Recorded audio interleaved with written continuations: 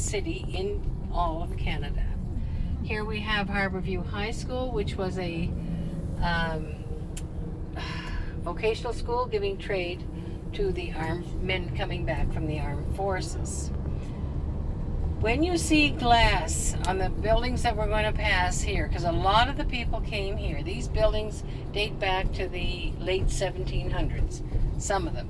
Now, the glass, if you see, if it's wavy, has a ripple to it, shows that that house was built before glass was refined.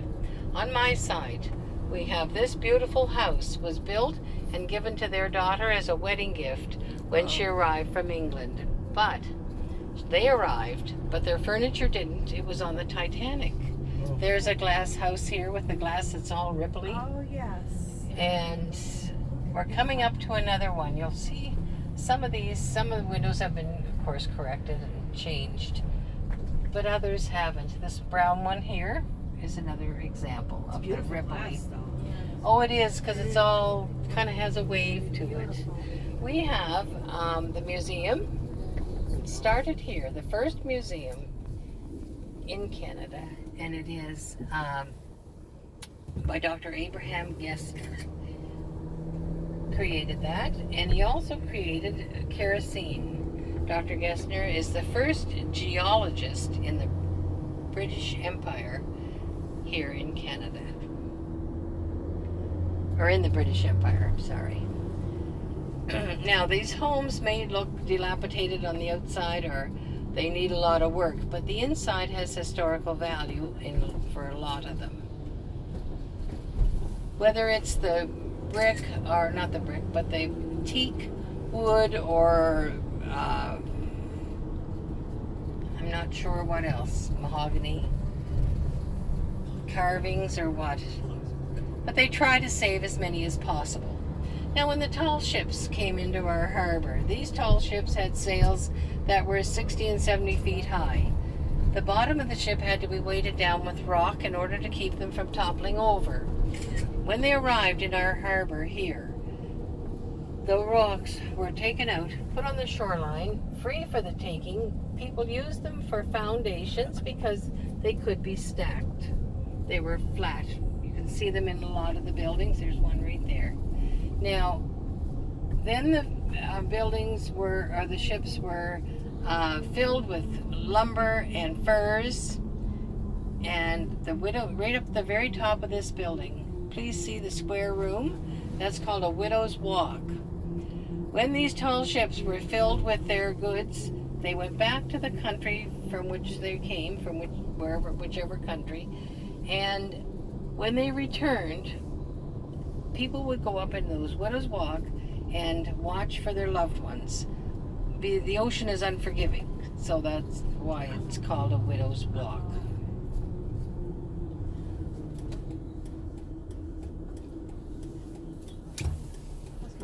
The church, you see, is an Anglican church built in the 1800s, and the priest was from France. He gave one service in French, one service in English, and one service in Micmac and Maliseet. The Micmac and Maliseet were the First Nation people. They were a gathering people. They weren't fighters, and they were instrumental in showing the sailors and all the people what plants were rich in vitamin C, helping them fight off scurvy. People coming to this new land, this land that was built on a rock, didn't have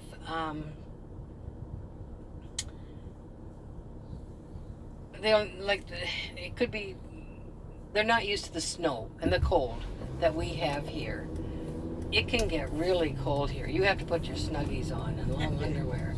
And in the summer, we have 4 months of summer. There is spring and fall in there somewhere, but it's just 8 months of winter.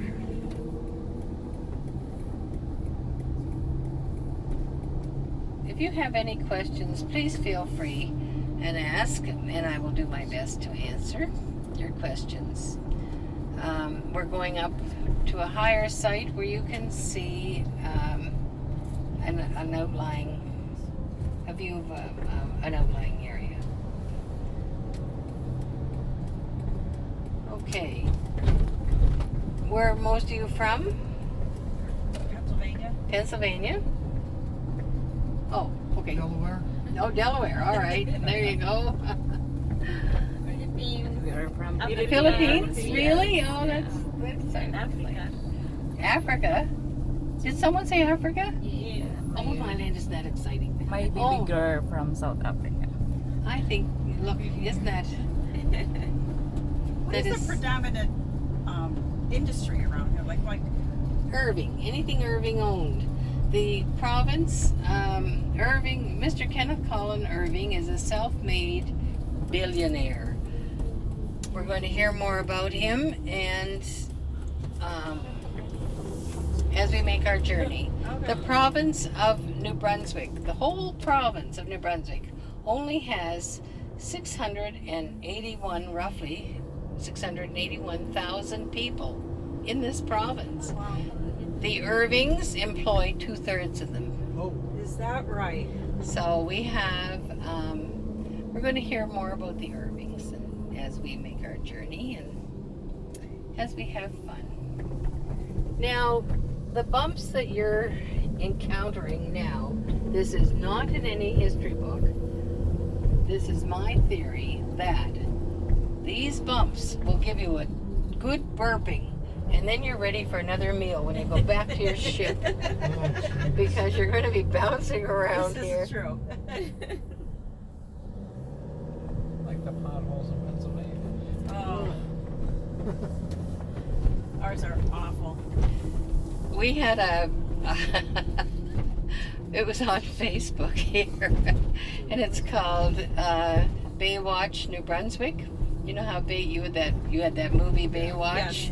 in the States? Well, it showed this girl in her red bathing suit running down the middle of the road, and it showed a pothole with a man's hand up in it. True, but We had one place in the province where they just took some potted trees and just put them in the middle of it. So you had all these, well, the holes were so terrible. Yep. We have rocks, these rocks here, aren't they beautiful? They're called leverites. Yep, we leave it right there. Now, even in the Philippines, you have leverite rock.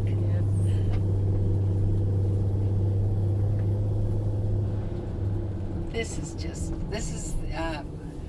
we're coming up now to Fort Howe, a small replica, a British fortification. This will be, Look at the deer. can you get a picture of him? I want to get rear-ended here. Don't get hurt, little dear. You're off course here, mister. Get going to your...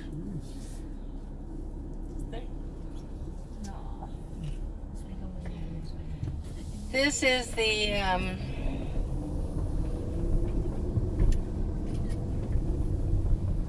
pardon me, we're going up to a higher place.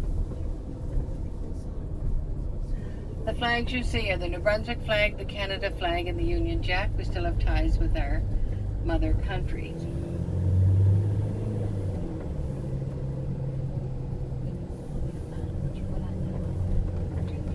The red and white stack you see in the distance is where where New Brunswick, University of New Brunswick is, and beside it is the regional hospital. Anyone graduating from in the medical field from the university can use the hospital as a campground to further their education. We were just there where the steam is coming from.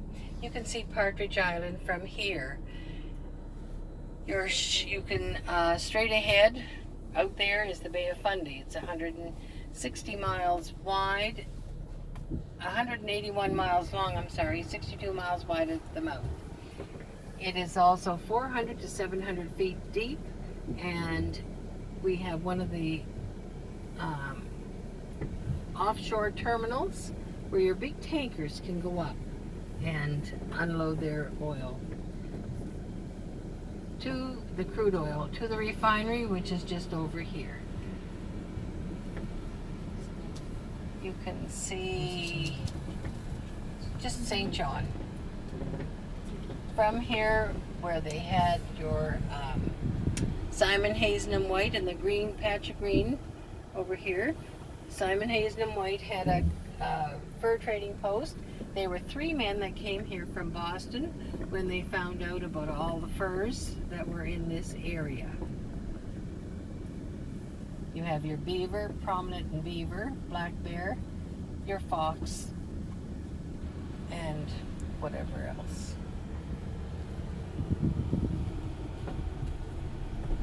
What's the name of that point we were just at back here, Fort Howe, you said? Fort Howe, we're coming up now to a little replica. This is Fort Howe, the lookouts and everything. First off, this pile of stone you see is the site of our first jail. It was at this spot, which was good because the soldiers were on the other side.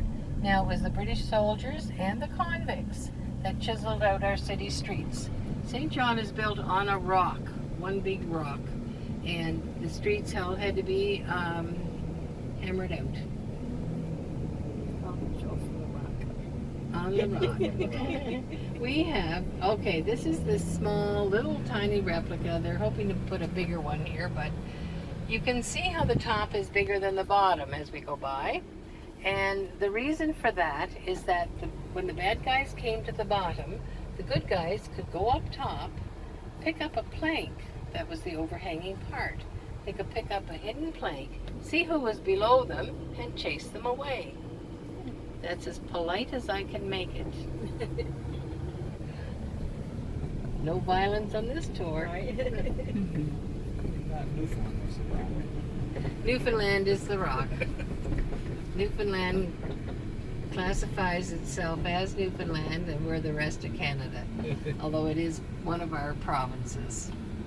There are 10 provinces and 3 territories forming Canada, and we are surrounded by 3 oceans. We span across the whole top of United States. Now you can see the sign in the 2 different languages.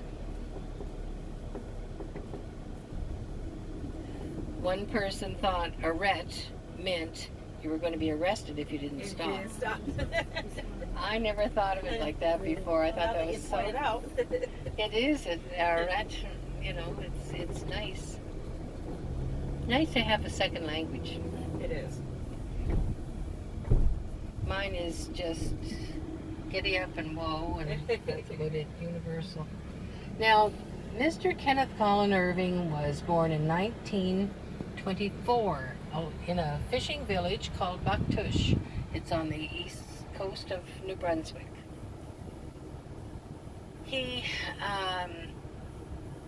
came to St. John and built his home, brought his wife. He then he was a pilot in the Air Force in the war, and had sold cars and bought a couple of gas stations. Well, he saw there was money to be made there. He raised 3 sons, and in 1960, he built the oil refinery. And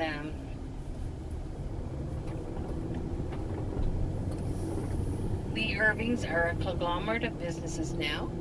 At one time, he was one of the 7th richest self-made billionaires in the world.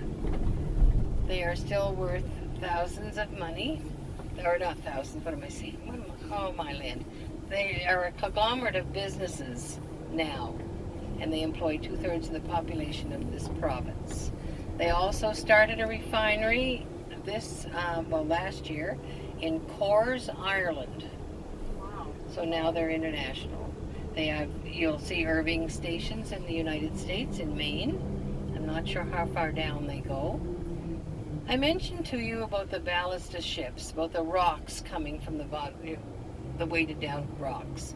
This house on the passenger side was built right from the ground up, Just from those rocks. from the rocks from the ships. Mr. Parks. It's called the Parks House. It has had 3 owners. I'm going to go slow here because the Parks, you'll see the house, the stones. There's outside it's structurally sound. Inside they are had to replumb, rewire everything. So the last people that bought it was 7 years ago, and they are going to sell it again. They've been working day and night on that house.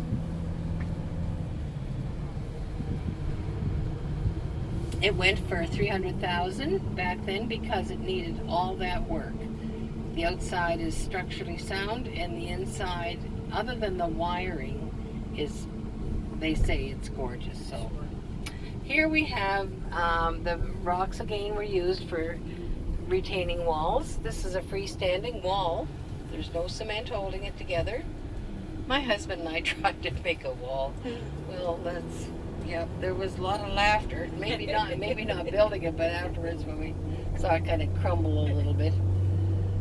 On the passenger side, behind these wrought iron railings that were forged right here in the city of St. John, is Mr. Estabrook's home. He is the creator of Red Rose Tea and the founder of the gauze tea bag, or the inventor of the gauze tea bag. This home has been rewired, replumbed, and all modern conveniences inside. The little house in behind was the carriage house, his stable, made with mahogany and teak furnishing, teak wood on it. The horses had nothing but the best.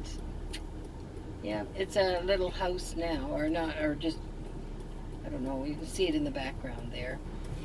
Now, the gray house on the passenger side, the man there was a wealthy merchant, and he had 4 beautiful daughters.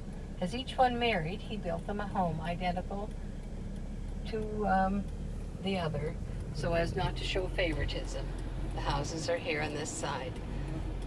2 of the houses, you can see more rippled windows in this beige one, and 2 of the homes are still in the family. The other 2 aren't, and the last one had a granny suite added onto it 20 years ago. Beautiful.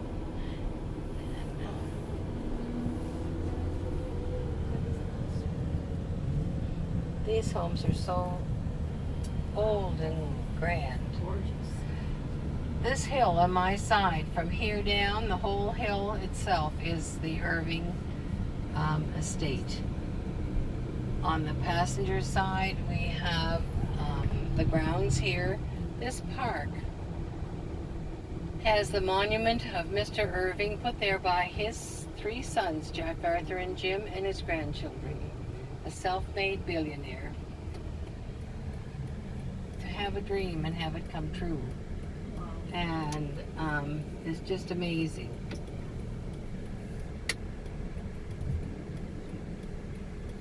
My husband said when I dream, all it does is cost him money. Anyway. And there's other ones. On this side is Mr. Irving's home, where he brought his wife. Now, and raised 3 sons, Jack, Arthur, and Jim. This is the only house in the city that has cobblestones and granite stones going into the driveway. Everything else is cement on the normally, but his So that's are still granite. occupied. Yes, Jack's family live in there now, and Jack was in charge of the oil or land and real estate. Arthur is in charge of the oil refinery and all oil products.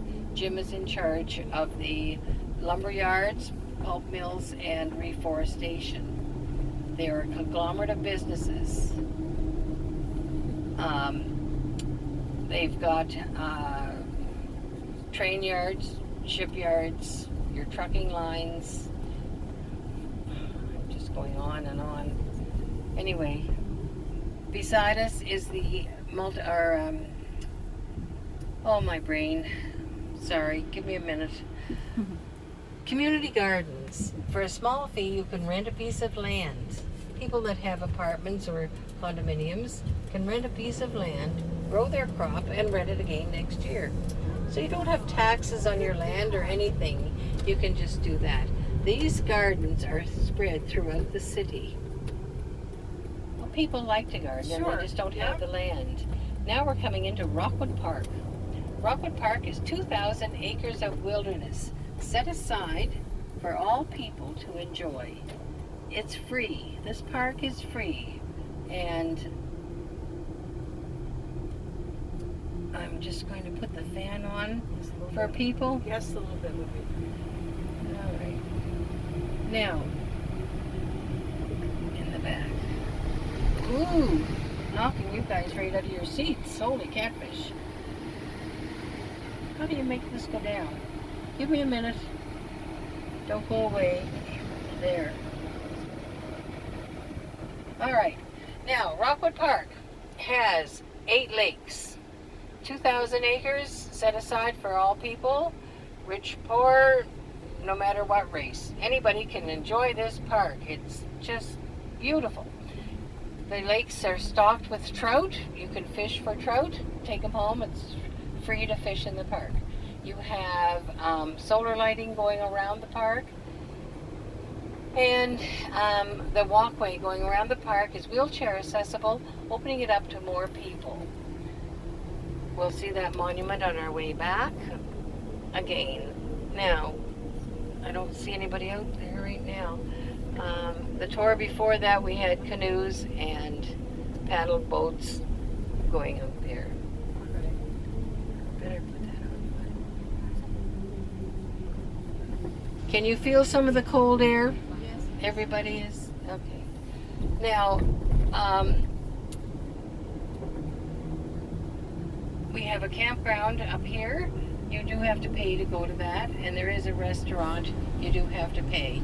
The grounds, the trails going out can be used by bicycles, your horses, and your hikers. No power, no motorcycles and ATVs are allowed on the trails, other than the city workers have ATVs to go and keep the trails clear. These are the coaches, motorhomes.